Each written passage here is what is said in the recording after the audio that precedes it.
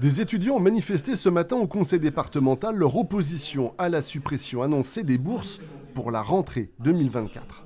Vous êtes fiers de supprimer les bourses départementales? Une intervention qui a donné le ton à cette session placée sous le signe des économies. Le département doit faire 40 millions d'économies à cause de l'augmentation de ses dépenses et à la baisse régulière de ses revenus, notamment les dotations de mutation liées au marché de l'immobilier. L'opposition dénonce sur la forme la brutalité de l'annonce effectuée cette semaine et affirme que l'exécutif n'a pas assez anticipé. La responsabilité du président était déjà d'en prendre acte lors du vote du budget primitif qui s'est passé fin mars. Donc on est à 2 mois. Et peut-être déjà d'affirmer des priorités. En ce qui nous concerne, nos choix, c'est de se recentrer sur les solidarités humaines, mais aussi territoriales, et d'arrêter de saupoudrer, d'être généreux avec tout le monde, alors que nous n'avons plus les moyens de cette politique-là.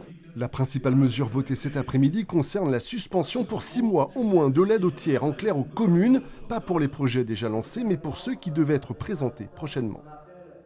Nous considérons que cet investissement d'accompagnement, notamment des petites communes rurales, mais de toutes les communes de ce département, il peut, je pense, être différé dans le temps, échelonné dans le temps, organisé différemment. Ça nous paraît être du domaine du supportable.